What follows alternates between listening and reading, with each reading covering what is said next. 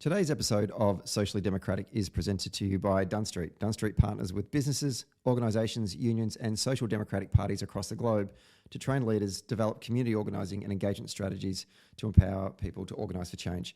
And in 2021, Dunn Street will continue to work with folks that want to make a difference, inspire, give hope and enable leadership to achieve their shared purpose. To find out how you can partner with Dunn Street, hit us up at dunnstreet.com.au. And Socially Democratic is also presented to you by Maurice Blackburn Lawyers. Are you passionate about building strong relationships and solving problems? Well, Maurice Blackburn, Australia's leading plaintiff law firm, is looking for 2 union relationship organisers in Queensland and in Melbourne down here in Victoria. Your responsibilities will include providing an exceptional service to union members and union clients by connecting them to the best legal staff across Maurice Blackburn's practice areas. The roles are based in Melbourne and across Queensland. To apply, go to mauriceblackburn.com.au/careers. Be part of change and fight for fair. Apply now. Hello, dear Ritz. Welcome to another episode of Socially Democratic, your weekly centre-left political and cultural podcast that dives into the progressive issues of the day and the people leading them from home and abroad. This week is the week of St. Patrick, my confirmation name, my patron saint, the national holiday of the great Irish Republic. And with that, we have got the General Secretary of the Irish Labor Party, Billie Sparks, on today to talk about Irish Labor, a bit of sort of history on the party and where they fit within the broad spectrum of political parties in the Republic, and the successes and challenges that the party has had, certainly in most recent years, and where the party is going to into the future, particularly during this period of uncertainty with Brexit and COVID impacting directly on the people living in Ireland. So it's fantastic to have Billie on the show. We really appreciate her taking time out of her schedule to come on to Socially Democratic and talk about the Labor Party. Don't forget, you can subscribe to Socially Democratic. Each episode is out every Friday, except for this week because it's St. Paddy's Day. But you can subscribe via Apple Podcasts, Spotify, Stitcher, or Amazon. And if you're an Apple Podcast user, leave us a rating and give us a review. And for all the most recent updates, just follow Dunn Street on Facebook, Twitter, Instagram, and LinkedIn. Let's get to today's episode.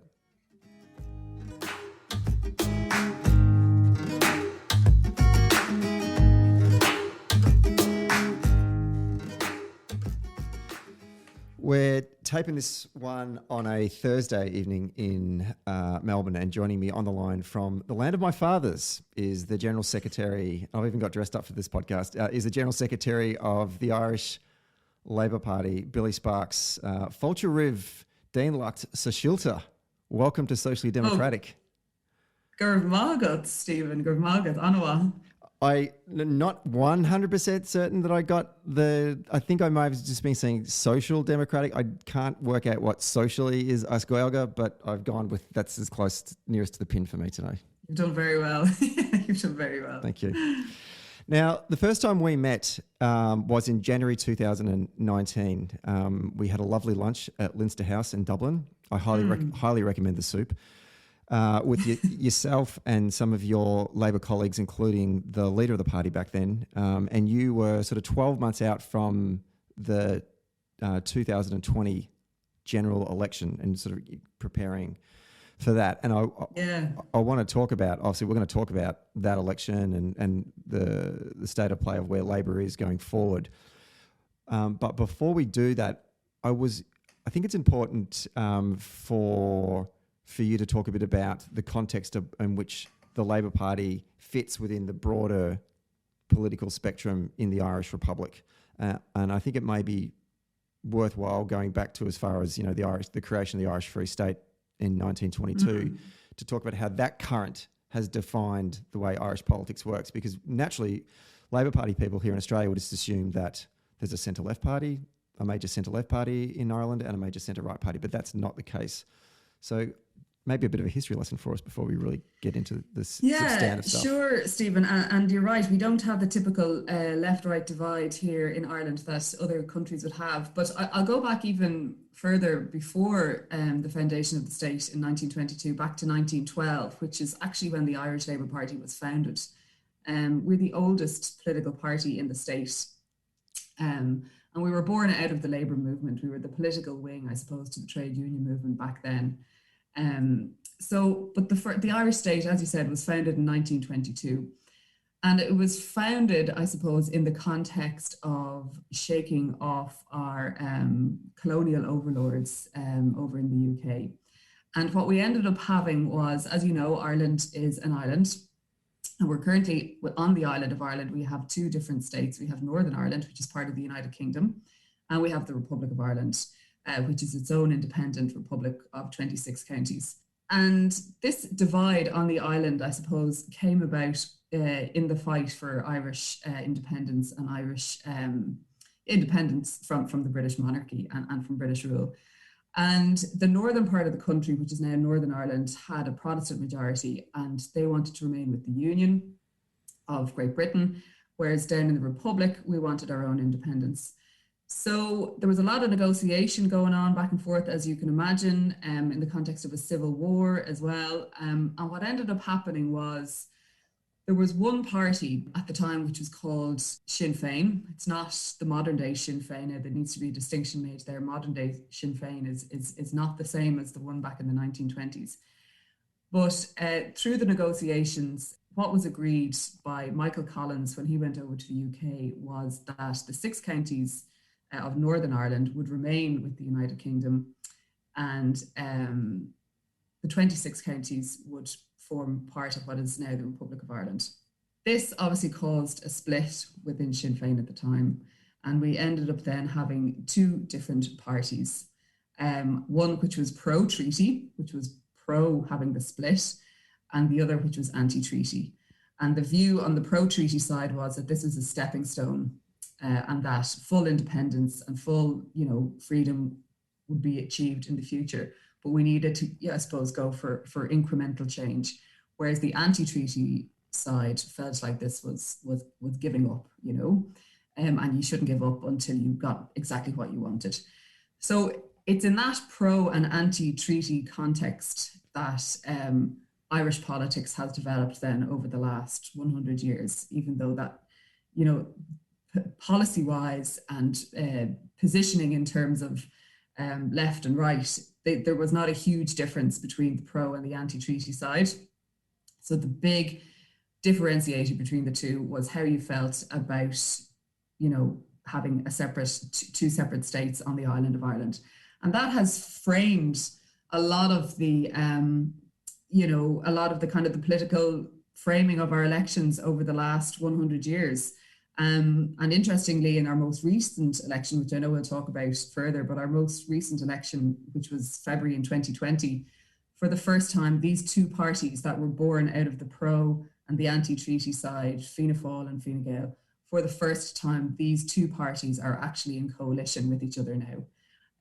And many people would argue that there's not much that separates them policy-wise, and it's about time they got together. What has been the case over the last 100 years in Ireland is that you've had Fianna Fáil or Fine Gael in government. There's always been one or the other in government. In the early years, they were in government on their own, but more recently, we've nearly always had coalitions in government. But Fianna Fáil or Fine Gael have always been in government for the last 100 years. And for the first time, as I said, just 12 months ago, they are now coalition partners, which is quite interesting to see. And I suppose for many people, the feeling was, well, history has come around full circle. Obviously, next year's, the 100-year anniversary of the foundation of the Irish state. So it's interesting that these 2 parties are now coalescing with each other 100 years on, they were such enemies, back at the time of the foundation of the state. It is remarkable that over the journey of the history of the Irish Free State that it didn't get to a point where, correct me if I'm wrong, but Fine Gael and Fianna Fáil are both notionally centre-right political parties, ideologically speaking, right? That there wasn't an amalgamation between, eventually the treaty, anti-treaty argument must have been put to rest, and for them to not just look at each other and go, well, we're basically the same party. Why don't we get together and form one big party? For that to not evolve, but then on the other side of the political spectrum, for a coalescing around a centre-left social democratic Labor Party, which has obviously been, as you said, I mean, it's been there pre the Irish Free State, that then didn't pick up an electoral base that could form the opposition to the centre-right. Why has that not evolved, do you think, over the course of the history of the Irish Republic? Yeah, I think because if you look at it now, certainly they're very similar, and they both would be, I suppose, more leaning to the centre-right. But within that, Fine Gael is definitely more centre-right than Fianna Fáil. Typically, Fianna Fáil was the working man, was the small farmer, was the small kind of shop owner in the town, whereas Fine Gael was the large landowner, and they did have different bases, and they spoke to their different bases, and that has evolved over years, that their bases are not as different as they used to be. But Fianna Fáil, if Fianna Fáil would hate to hear me say that they're centre-right, they would very much view themselves as a centre-left party. Now, I think that has changed probably over the recent years, and then part of it is probably, Stephen, as you know yourself, it's culture, you know what I mean? And parties develop their own culture and their own ways of doing things, and I suppose view of their own kind of vision of where they want the country to go and how they can play a role in that. And I don't think the two parties ever felt that they could get over those historical divisions, even though, in today's Fianna Fáil, in today's Fine Gael, there are not people who battled with each other over the treaty, you know what I mean? But that culture and that pride, I suppose, in the position that they took 100 years ago still stands within the party. And you can see it in terms of events that they commemorate and heroes they have within their party, how they still hold that very dear, You spoke about the base of those two parties. Let's talk about the base of the Labor Party. Where historically has the Labor Party been its strongest? You talked about it, the fact that it's born out of the trade union movement, just like the Labor Party here in Australia has, and obviously across the Irish Sea in Britain.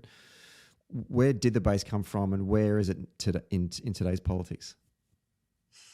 Yeah, so it very much grew out of the trade union movement and the ordinary working man and woman, and giving political voice to organised labour, I suppose, and you can see in, the governments we took part in over the years, how we have, I suppose, pushed that agenda and what we've done, for workers and for people who needed more help from the state, if you want to put it that way, in terms of social welfare, in terms of lone parents, that kind of thing.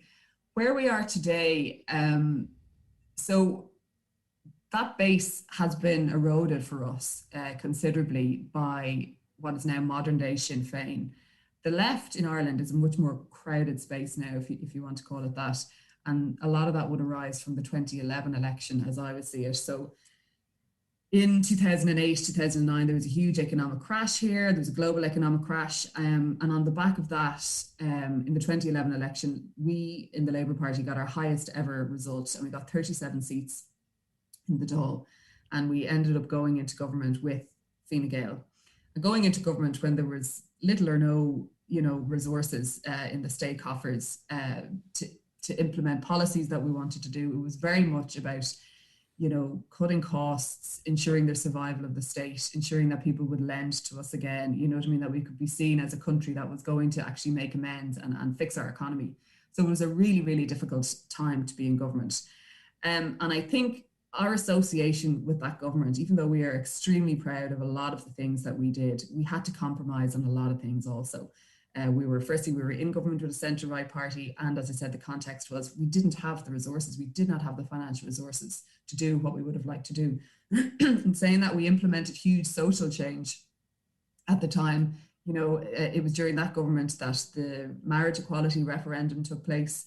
There was a referendum on children's rights in the Constitution. So we managed to implement a lot, but I suppose there was huge expectations about what we would be able to do in that government. And a lot of people felt that we didn't deliver. And as a consequence of that, we when that government ended, our seats, like we had won 37 seats in 2011, and that dropped down to 7 seats then in the 2016 election. So we took a huge hit. And you can see at the same time, the rise of other parties on the left. So the The Social Democrats is a new party in Ireland, which was founded by a former Labour Party member, Roisin Shortall, and her co-leader, Catherine Murphy. They're a serious player on the left now. They have 6 TDs in Dáil Éireann, same as we have 6 TDs in Dáil Éireann. And Sinn Féin have also been on the rise. Now, it's debatable as to whether or not Sinn Féin are truly left on all of their policies. I would question that. But for a lot of people, they are perceived as left. And then we have the hard left. We have People Before Profit, and there's a lot of independents who would be hard left as well. So it's a crowded space for us. And our base in terms of the working class man and the working class woman has definitely been eroded. And I would see largely due to our involvement in that 2011, 2016 government. But it's something we've been working on and trying to rebuild, and particularly under our new leader, Alan Kelly, who came into office just in April last year. Like, the focus has really been back on what we can do for workers. In the context of COVID, like in Ireland here, we don't have sick pay, which is just madness. So we have people who might have symptoms of COVID, but yet they also need to feed their family. So they're like, well, I can't afford not to go to work unless I'm really, really sick and I just physically can't go. And yourself, COVID, it's so contagious. So we have introduced a bill for sick pay. We've also introduced bills, enshrining people's right to work from home. Everyone's been working from home recently under COVID, to give people more rights in relation to that. And particularly parents as well. We have forced majeure leave, but a kind of parental leave, so that when they are working from home and if schools are closed at the same time, that they can negotiate with their employers on a legislative basis in relation to that. So we are certainly refocusing what we can do and how we can be that voice for the working man and woman again. But as I said, it's a much more crowded space, and that is something that we've grappled with over the last number of years. Quite honestly, it's been difficult for us, but I suppose we take solace in that we have strong foundations. Like, we have a strong organization across the country. We have thousands of members. Our membership is growing considerably over the last number of months. And we have great representatives, be they in the Dáil, the Seanad, or on local councils. So we have that organization there, we have the people there, and we have brilliant policy ideas. We need to implement them, and we need to continue to grow. And as well as speaking to people, listen to people. And a lot of what we've been doing lately, I think, has been listening, and listening to people who maybe, lost their way with us over the last number of years, are now looking at us again and saying, right, well, maybe you're not that bad, which is like a good sign, to start that conversation again. Okay, there is so much to unpack from what you've just said there. So I'm gonna go back a little bit, because I do want to cover off a lot of the things you just talked about there, and go back to the 2011 election. And you and I were talking off air beforehand about the fortunes of Labor heading into that election. There was polling that had Labor leading in the polls for the first time in modern Irish history. Yeah. I think Michael Higgins was elected the new Octaron, and there's a lovely picture of him right there behind you. And if any Australian viewers don't know who the President of Ireland is, you need to go check him out. He's a cracking looking bloke and an amazing speaker. He came out to Australia a while ago and just absolutely wowed everyone that went and saw him. It's fantastic. Yeah, we're so proud of him. He's absolutely brilliant. We could dedicate a whole podcast to him, so I'll have to come back to him later. But so you went into that election looking good. And as you said, off the back of the global financial crisis, clearly the electorate looked towards Labor as saying, hey, I think you're a political party that could represent my concerns. How difficult is it? And it's not the first time that you've gone into a coalition. I mean, obviously the Dick Spring, under the leadership of Dick Spring in the 90s. Yeah. Tough work. And I think this is a foreign concept for a lot of us, to go into a coalition with a centre-right party. How, obviously it was fraught. Where is the upside? You clearly articulated the downside, but where is the upside in doing such a thing? I mean, the pragmatists of us say we just need to get into government and we need to create change.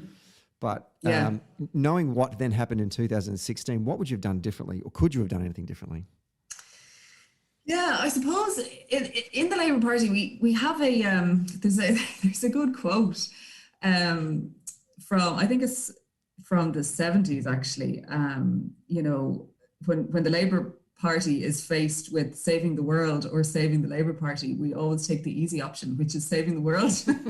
And that kind of is how we operate, you know. So you're right. Yeah, coming up to the 2011 election, Eamon Gilmore was our leader at the time, and we were polling at one point, a couple of weeks out from the vote, we were polling the highest we'd ever polled. Like we were the top party, and we have been in coalitions, but we've never been the leading party in the coalition. So yeah, people were looking to us and going, you can help fix this, you know. And then as it got closer to polling day, you know, our poll numbers dropped. We were still, you know, a contender that we were going to be. It looked like we could go into coalition with probably Fine Gael, because Fianna Fáil were the party leaving government at the time. You know, were largely associated with the financial crash. But the other option was we could have been the largest party in opposition. And many people would look back, and there was a lot of debate at the time around, would this be the first time, you know, in Ireland, in the Irish Parliament, that we would actually have a left-right divide, that we would have, you know, a government that was on the right and an opposition that was on the left. And there was an opportunity to do that. But I suppose why, and there was, you know, as part of our constitution in the Labour Party here internally, you know, when there is ever a question as to whether or not we do go into government, all of our members are consulted, all of our members have a vote. And I remember going out to UCD, a college here, University College Dublin, and there being a huge town hall, people speaking for, people speaking against, and ultimately it was passed that we would go into government, and the programme for government was accepted. And I think the reason for it largely was because we were in such a bad way. Like the country was in such a bad way financially. Job losses were huge. People were really, really scared at the time. And it was clear that something radical needed to be done to fix the country. And we felt as a party that we had a role to play in that. The easier thing for us to do would have been to go into opposition, knowing that whoever was in government was going to have to make some seriously difficult, unpopular decisions. You know, it would have been a fine time to be in opposition and just, you know, criticizing the government for everything they had to do. But we always take the view that if we're of a size that we can have an impact in government, you're better off being on the inside and implementing what influence you can to affect the change that you want to see. Now, in saying that, I do probably think there was a bit of naivety on our part in that I don't think we fully knew how bad the financial situation was. And I think also looking back, what would we have done differently for that period in government, 2011, 2016? I think it would have been smart for us to have a lot more of the rows that we had with Fine Gael, to have them in public, because there were rows going on behind closed doors. You know, rows in relation to the sale of state assets, rows in relation to cuts to social welfare, all of that kind of thing. But those rows were never presented in public. So people didn't know that we were fighting for them, you know.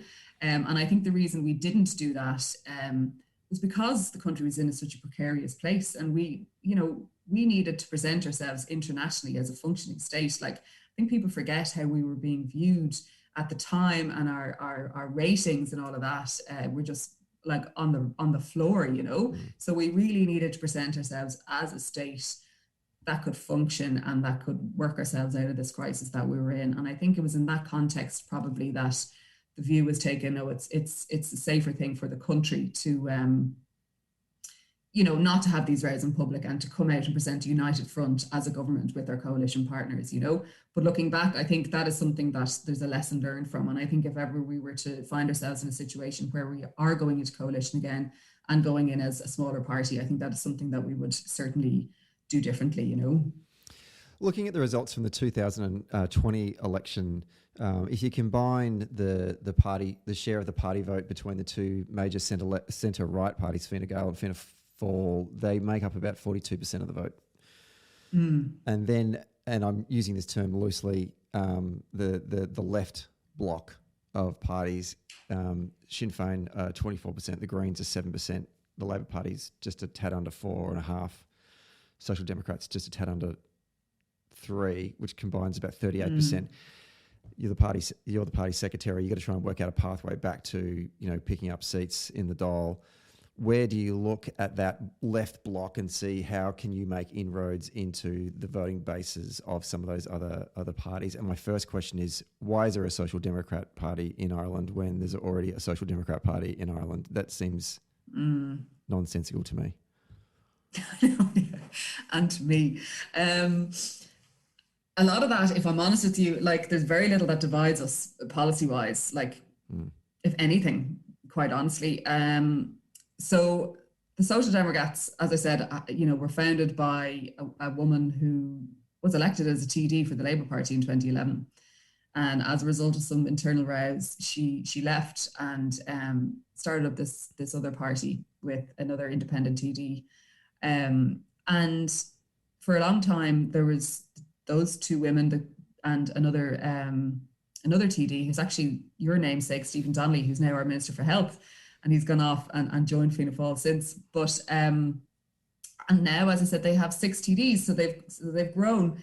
But I think the issue with the Soc Dems is very much personality based, is my own view. And I think as long as the co-leaders of the Social Democrats are the current co-leaders, I can't see there being an opportunity for us to come together and work together as a unified party. But I think ultimately that is probably our destiny. It makes no sense to have 2 separate parties. It's this whole divide and conquer attitude which we are doing to ourselves, And the other main difference between ourselves and the Social Democrats is we have history, okay? We have a really strong and long history in this country. But with history comes baggage, and we have that baggage that we need to deal with. The Social Democrats don't have that history. Equally, they don't have that baggage, So they're kind of the shiny, new, kind of younger Labour Party. And we're the older, kind of more traditional left. So, but like we're both trying to eat from the same turf, you know what I mean? We're both looking at the same base, more or less, and it makes no sense for left politics in Ireland for there to be 2 social democratic parties. It really doesn't, You mentioned my namesake there, Stephen Donnelly, who is, I know, who it seems to have more parties than Georgie Best over his career. The day that we were in Leinster House, I walked past him, and obviously I don't follow his career, but it's hard not to when he has the same name as you, and people who Google you go, oh, there's a guy that's a politician in Ireland with your same spelling, Stephen, yada yada yada. So when I saw him, I actually was about to grab him and go, "Oi, you're giving my name a bad name." But I froze and didn't do anything. I just let him walk past. Okay, Sinn Féin, is this a fleeting romance that they're having with the Irish voting public? Can this? I mean, that's a huge result they had in 2020. Can that last? What did they do in the lead up to that election that you as a Labor campaigner would look and go, we need to win back? Do you know what? Yeah. I actually don't think it's much that they did themselves, quite frankly. It's more what everyone else did around them. So in the run up to the election in February 2020, a lot of the debate was, around Fianna Fáil and Fine Gael. Would you do business with Sinn Féin? Will you do business with Sinn Féin? And Mary Lou MacDonald, who is their leader, she's a very impressive woman. She's actually from my own constituency. She doesn't live far from me. She was excluded from a leaders' debate. Even though she and her party were polling around the same as Fianna Fáil and Fine Gael, she was excluded from this debate. And so that became the story. Why are people not willing to talk to Sinn Féin? Why are people not willing to include Sinn Féin in the narrative here and give them the same, media opportunities that the leaders of Fianna Fáil and Fine Gael are getting? Also, in the run up to the election, we're going through kind of like a decade of commemoration at the moment between, the foundation of the state and the 1916 Rising and all that. So there's kind of an ongoing decade of commemoration that we're coming towards the end of now. But one of the commemorations that was proposed in early January last year, was a commemoration of a British force within Ireland. And a lot of this remembrance stuff that's going on at the moment is about, like a lot of Irish men went off to fight for the British Army in World War One, and have never been acknowledged. So it's about opening remembrance to everyone and all the different role that everyone played. So I think this was in this spirit. It was like to commemorate and to acknowledge the role that this British force played in Ireland. And that really fed into Republican ideals. And there was a kind of a narrative around it that we were trying to commemorate the Black and Tans, who were fairly vicious, force back in Ireland 100 years ago. That fed into this Republican narrative again and helped Sinn Féin, hugely. So Sinn Féin, had Sinn Féin known they were going to do so well in the election, they would have run more candidates, and had they run more candidates, they would have come home with even more seats, Like there was one woman in Kildare South elected for Sinn Féin who was in Tenerife for 2 weeks during the short campaign. You know what I mean? Like it was the kind of thing that it was the party brand was so strong. It didn't matter who the candidate was, how well known they were. It was the party brand was soaring high. And I do think, and this is not to minimize the organization that Sinn Féin has, because they have a great organization, and digitally, especially in the last number of months, you can really see how well they're doing in terms of their organization. But I really think it was how everyone else responded to Sinn Féin and answered that question of, would you ever do business with Mary Lou McDonald and with Sinn Féin, So I think that has moved on. I think in the next election, people will be looking to Sinn Féin a lot more. I mean, the thing about Sinn Féin is they're in power in the north. A lot of the stuff that they criticise down here in the south is stuff that they've implemented in the north themselves. They've never held power here in the Republic of Ireland.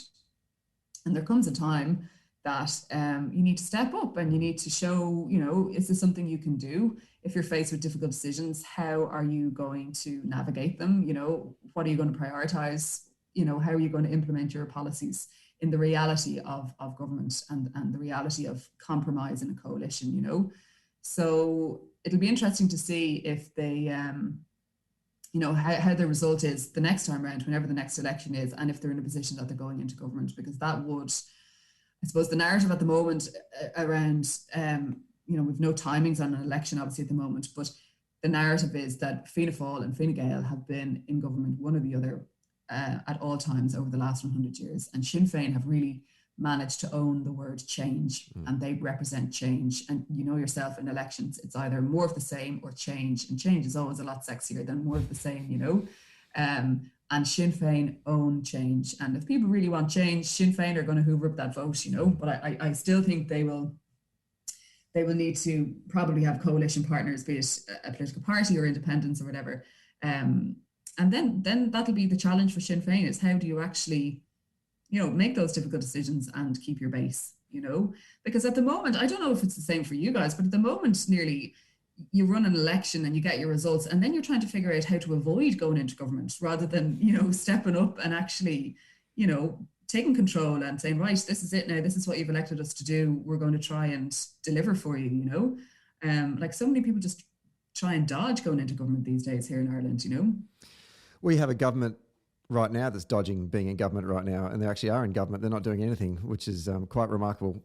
Okay, so you've how long have you been in the role of General Secretary? It's just under a year, or about a year now, is that right?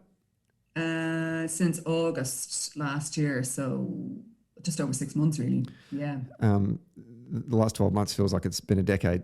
But so you've taken over the position of the party, and you've got a big job now to rebuild the party. And you touched on in your remarks a little bit earlier about the organisation of the party. Tell us about the plans to rebuild the party organisationally and prepare yourselves in the lead up to the next election. Where are you looking to focus? Yeah, so we obviously have priority candidates and priority constituencies that we're going to put all of our energies into, because we have limited resources. So for us, the target is to increase our seats, hopefully to 10 or 12 would be great. And we have identified what those priority areas are. But it's also about growing the membership and having more volunteers involved. And on top of that, it's I suppose I'm trying to implement a couple of things in terms of how we organise and change some things culturally. One thing that we have been particularly, I suppose, not poor at, but we're playing catch up, is our digital organising. And that's come to the fore, I suppose, just in the way things have moved, but also with COVID and the fact that there's no on-the-ground organisation happening at the moment. Everything is in a virtual world, and we really need to upscale in terms of how we, I suppose, record the data of the people that we engage with and how we re-engage with people and how we bring them on a journey with us, this engagement ladder idea, and people sign a petition. What's the next point of contact? And expanding that relationship with people that do engage with us on whatever the issue may be. That is something that as a party, we really need to get better at. And we have taken on new staff in that area in particular, and we're looking at new systems to allow us to do that. So it's actually really interesting. I find that work really, really interesting, kind of terrifying as well at the same time, because in my own personal life, I suppose I'd be very much,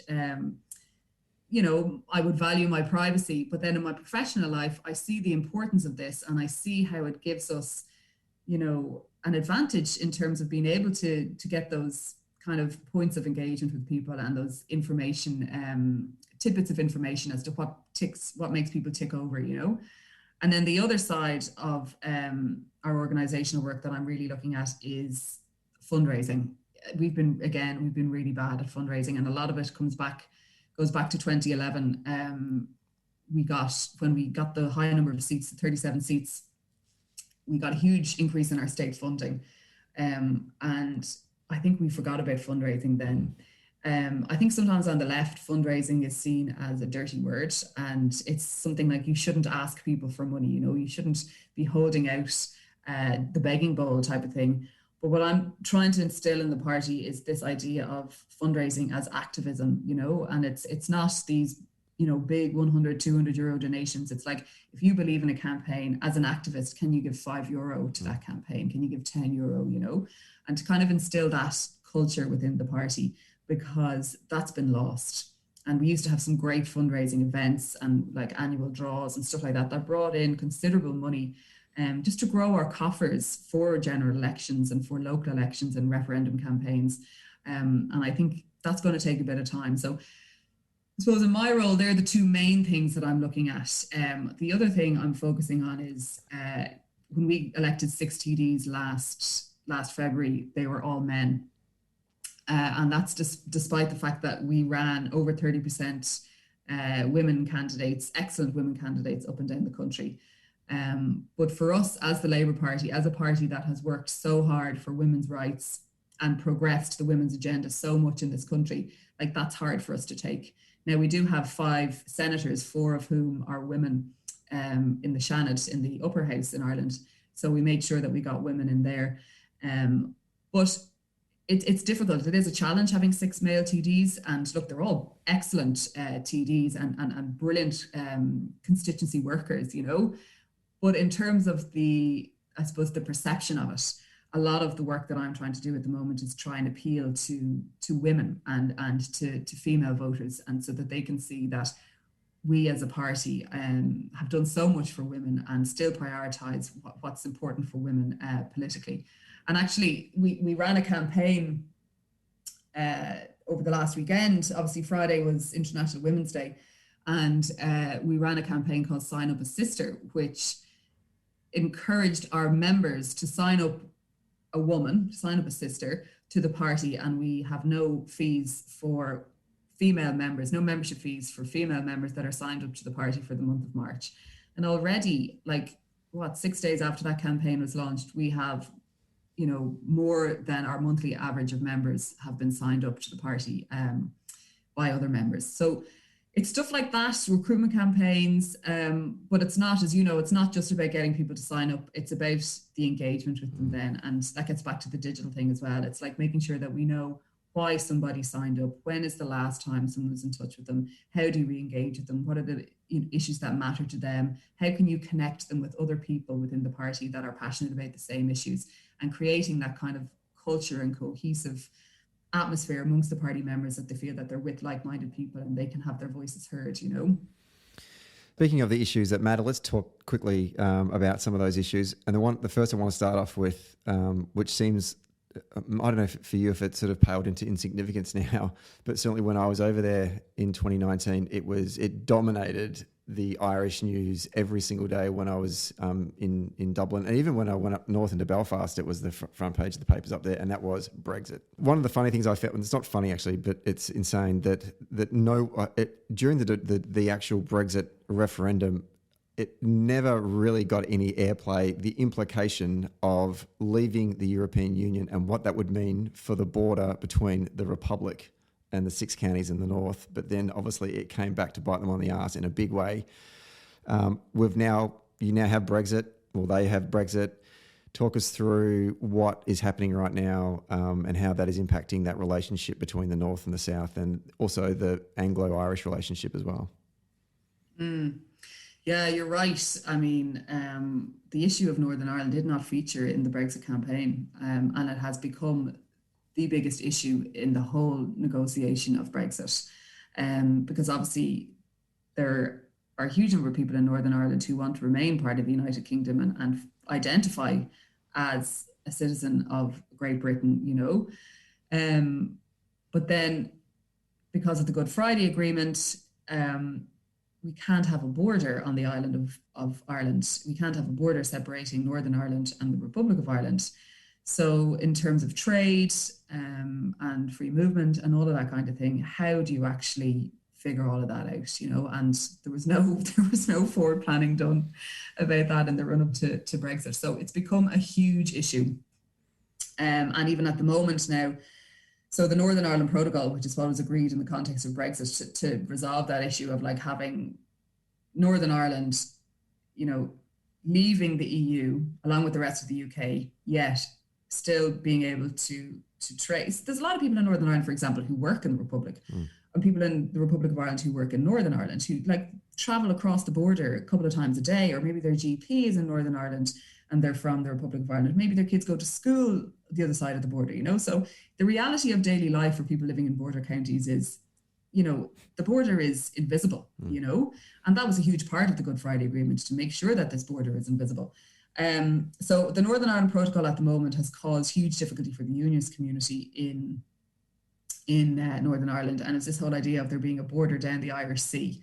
But they don't even want this border down the Irish Sea now because they feel it separates them from the UK. And then in terms of Irish English or Irish, like Dublin-London relationships, there has, I think, been significant damage done there. And a lot of it around trust, because stuff has been agreed mainly between the EU and the UK as opposed to ourselves independently, because we, as a member of the EU, the EU negotiates on our behalf. But obviously the implications are far more directly impactful here, But there's been a lot of stuff that has been agreed and then rolled back upon by the UK. So the issue of trust has been damaged, I think, between the two countries in that regard, It's almost been a perfect storm then, having Brexit plus COVID. And what it has certainly done is highlight, for many people, I suppose, the madness of having two states on the island, particularly in the context of COVID.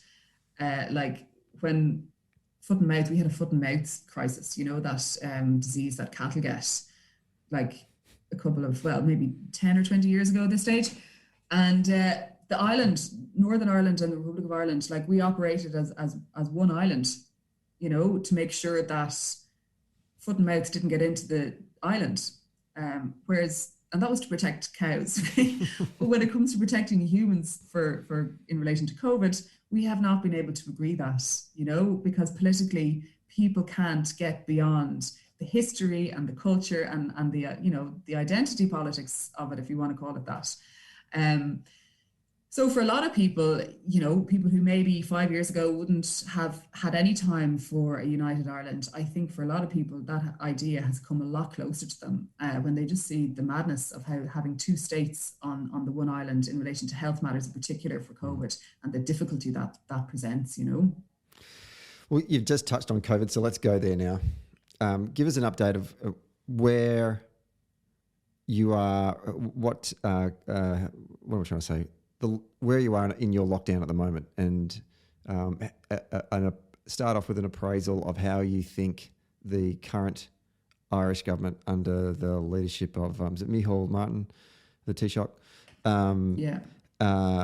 how they've handled it since the start of 2020. Yeah, so tomorrow is the 12th of March, and it's 1 year since we had lockdown. So tomorrow is our 1 year anniversary of lockdown. And we have pretty much been in a state of lockdown since a year ago. At the moment, we're in level 5 lockdown, which is the highest level, which means that you can't go beyond 5K from your house unless it's for an essential journey.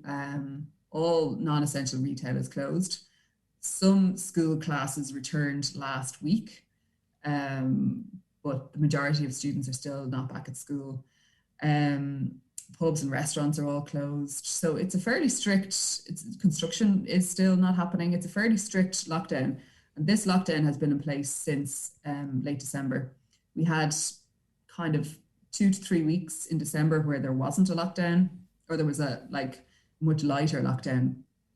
And then prior to that, we had 6 weeks of level 5 lockdown as well. And then the summer last year was, level 2, I think, which meant you could go to pubs and restaurants, but it was socially distant. You could meet people outside. You could travel to different counties, all of that kind of thing. So I think, like I was saying to you earlier, Ireland has had the longest lockdown in the entire of Europe. And the reason for that is fair enough, our rates were really high just coming out of Christmas. But our rates at the moment, our numbers in terms of number of cases and the R number, they're not that high. But the problem we have here is that our health system is just not able to deal with it. We don't have the capacity to deal with lots and lots of people getting sick. And it's not because it's underfunded. Per capita, we give significant amounts of state money to the health service. It's just not managed as well as it should be, and it's that kind of investment and strategizing around public services, I suppose, that the Labour Party would feel particularly strongly about, but our health service is not capable for this. And that's why we have to have this really strict lockdown. And people are getting quite angry about it now. We're kind of coming out of winter here now, it's March, and there's a bit more light in the evening times and the weather is a bit warmer, but it's been a long winter for people, and a really difficult winter. And for a lot of people, people are very down, and the mental health implications of this are not even known yet, fully known. Particularly I would feel for the younger age group, for teenagers, and for say 18 to 25s who are meant to be off in college, making friends, traveling, all of that kind of thing. And they're just at home on Zoom, on a lecture call with people they've never met. I think it's really difficult. Now we have started to vaccinate, obviously, which is great. We have a difficulty at the moment that our, supply issue around vaccines is less than we had been promised. So people are getting angry about that because we have a lot of big pharma companies here on the island of Ireland, and people are saying, well, why are we not leveraging this? You know what I mean? So in terms of the attitude towards the government, I think people are annoyed because it's been really difficult anyway. The vaccine situation is driving people mad. There seems to be, it's quite messy in terms of the rollout of it as well. There's been a couple of stories of family members getting vaccines, even though they're not in a vulnerable category or they're not in an elderly category. There's GPs getting vaccines, but not getting the syringes with the vaccines. So there's been a couple of messy stories in terms of the rollout of that. And then in addition, we're looking across at you guys in Australia and in New Zealand, where life is relatively back to normal. And particularly looking at New Zealand, which is an island nation. We're an island nation. Now, fair enough, we have the 2 states with Northern Ireland and the Republic on the island.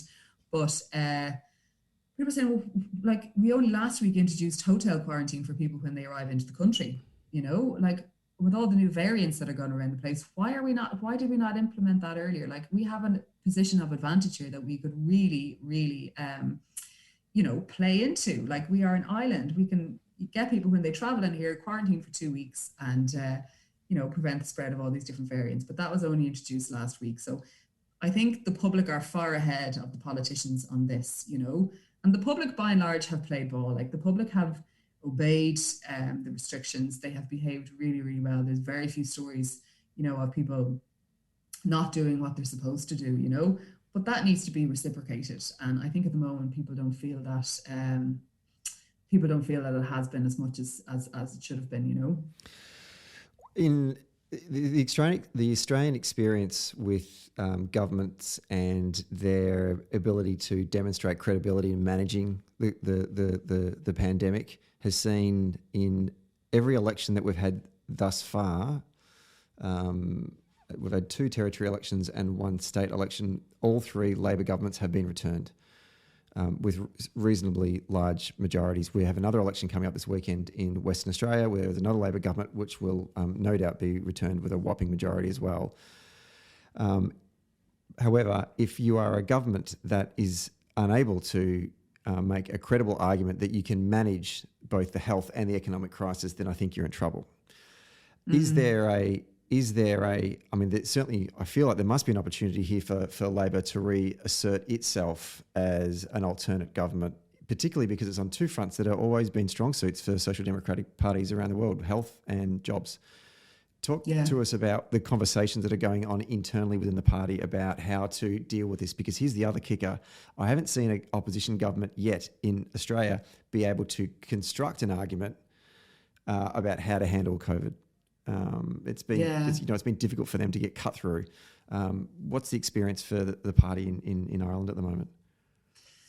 Yeah, I mean, a lot of the stuff that we're looking at, look, we're quite conscious of the fact that obviously this is relatively new. Like, fair enough, we're a year in, but COVID is new. Like, none of us have lived through a pandemic before, so we're conscious of that. And we have tried to be supportive of the government in the decisions that they've had to make where possible, but be critical at the same time. Like, in how they've dealt with education has been all over the place as well, not providing clarity to students or teachers or parents, But I suppose what we're looking at now, and somewhat hopefully and optimistically, is the post-COVID Ireland and how we want the post-COVID Ireland to look. And I think the experience people have had over the last 12 months, people will have far more of appreciation on our public services and how we resource them and how we ensure that they run efficiently and how we ensure that they do what they need to do for people. And by that, I mean, as you said, like the health service in particular, education.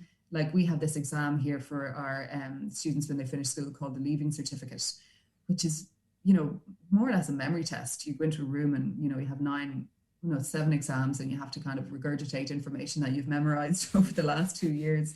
It's not really akin to how life works now, So we're looking at how can that be reformed? Should that be reformed? We're also calling for a catch-up fund for children. Like, there are a lot of kids who go to school purely for educational and social purposes, but there's also a lot of kids who go there because it's a safe place for them to go, because they have heat there, because they have food there, and because they have people who mind them, There are a lot of kids who have been disadvantaged by being away from their school on and off over the last 12 months. And we're calling for a catch-up fund for children so that these children are given the same chance to get back to the level that they would have been at without any lockdowns. So we're very much framing ourselves like, in that post-COVID space at the moment. And we hope to be able to have our conference in some way, shape or form in the autumn time, be it virtually or blended, or I don't think it'd be a full physical conference. And that's the kind of stuff we'll be looking at. It's our vision for Ireland post-COVID. And I think the experience people have had, like, they have seen who has kept this country going over the last, over the last 12 months. And it's the essential workers in the public service, be they, ambulance drivers, police, men and women, Gardaí, doctors and nurses, but it's also the people in, the supermarkets. There's the cleaners, there's the Deliveroo drivers. I mean, at one point in Ireland, in Dublin here, like in early lockdown, the only people on the streets were people delivering food, the, Deliveroo drivers. So it's appreciating these people who through their work have kept this country going and have kept, supporting families and supporting communities. And that's, I suppose, the focus that we will have in hopefully when this pandemic passes. It's how we come out of it, taking the learnings that we have over the last 12 months to make this a fairer society, a kinder society for all people involved in it, And I suppose that's the focus that we're looking at internally at the moment. And hoping that it'll be a situation where COVID is, something from the past, you know what I mean? And we are moving to that next phase. Final question, arguably the most important question of the entire podcast, given it is St. Patrick's Day next week. I know that it's going to be a different St. Patrick's Day than it has been in the past, but what will your plans be to celebrate the national holiday? Yeah. So we'll have a day off anyway from work. It's on a Wednesday, so all job, no one will be going to work and schools will be closed. So the novelty of that is somewhat less than it used to be because the schools have only just reopened. But usually there'll be big parades across the country, like a huge parade and festival in Dublin, and then all the small towns around the country and cities have their own parades. None of them will be happening, obviously.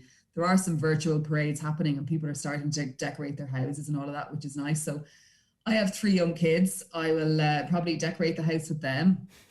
And this sounds like pretty cheesy, but in Ireland, you kind of, if you want to plant potatoes, the day to plant them is you don't plant them before March 17th because the ground is too cold. So it's like I'm a stereotype, but I'm probably going to plant some potatoes in the garden with the kids, and that'll be our St. Patrick's Day activity. And that's what we did last year as well. And then, they're kind of ready to harvest around June, July. So that's it. And then maybe we'll have to have a Guinness as well, have a can of Guinness for the day that's in it. So sorry to be so cheesy Irish, but I'd say that's what we'll be doing next week. Well, maybe you could live vicariously through our St. Patrick's Day here in Melbourne. Was this time we'll be able to go for a pint. We couldn't last year because we were in a lockdown. But lucky things. Yeah, I know. I'm not taking it for granted. Well, have one for me, Stephen. I may have more than one for you, Billie. Yeah. I can guarantee it.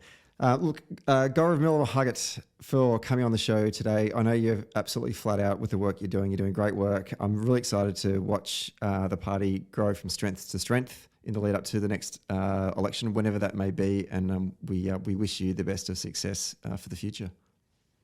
Thanks, Stephen. And thanks so much. I enjoyed this conversation today. I think sometimes when you talk these things through as well, it kind of clears a lot in your own brain. So thank you very much for asking me to take part. Slán. Slán.